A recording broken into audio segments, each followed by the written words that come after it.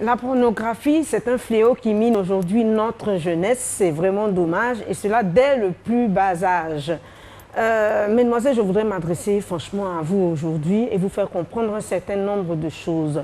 Tout ce qui concerne les films X appartiennent à une industrie. Ça, on l'oublie souvent. Et quand on parle d'industrie, ce sont des moyens, ce sont des milliards qui sont engrangés. Et on a toute une chaîne de professionnels qui sont dessus, c'est-à-dire les réalisateurs, les acteurs, les producteurs, etc.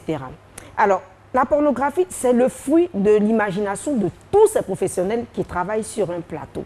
Vous êtes assis chez vous à la maison, vous avez vos petits copains, vos petits gars, et c'est les films X que vous regardez pour penser que c'est ça qui est l'amour, c'est ça qui est la vie réelle quand on est en couple. Mais je vous assure, si on vous montre comment les films X se tournent, vous allez être complètement découragé parce que ça n'a rien à voir avec ce que vous imaginez, ça n'a rien à voir avec le plaisir qu'on vous présente, ça n'a rien à voir avec les scènes. Je vais juste vous donner quelques exemples.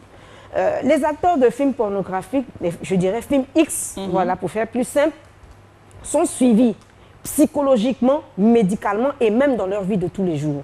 Quand vous le voyez par exemple avoir des scènes où ils n'utilisent pas de préservatif, c'est pas la peine de vous dire qu'il faut faire la même chose parce qu'eux, ils ont fait des tests avant et ils font des tests après et ils utilisent même des médicaments. On n'a pas d'actrice de film X qui tombe enceinte après une scène. C'est pas possible. Parce que non, ça n'existe pas. Toi, tu vas regarder toutes les phases, toutes les positions qu'elles vont faire.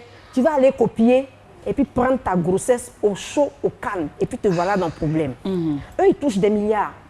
Donc les jeunes... Les IST aussi. Il y a les IST aussi. Merci beaucoup. Les IST, là, ils ne connaissent pas.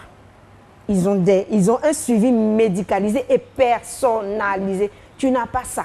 Donc, il y a des choses qu'on vous montre, que vous voyez, vous allez checker sur les réseaux sociaux, sur les sites internet et tout, pour copier ce que les autres font. Mais le vrai amour, c'est les émotions qu'on ressent, c'est la part que chacun donne, mais c'est surtout servir l'autre entre griffes pour le rendre heureux et être heureuse soi-même. Ce n'est pas le cas dans les films X. Vous avez, jeune fille, vous avez tout le temps.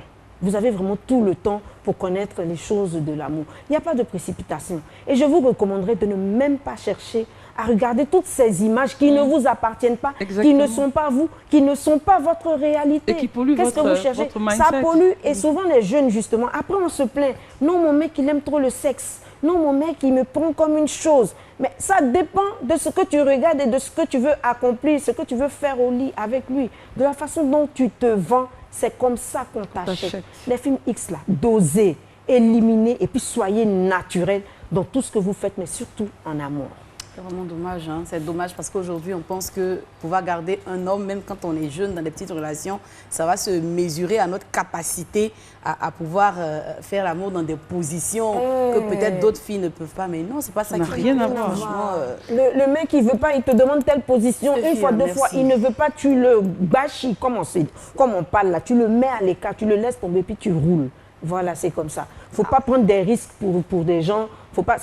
Vous savez les filles, souvent on se dit il m'aime, mais si vous saviez ce que c'est que l'amour en réalité, je pense que de nombreuses jeunes filles aujourd'hui... Et ça sera l'objet d'une thématique spécifique.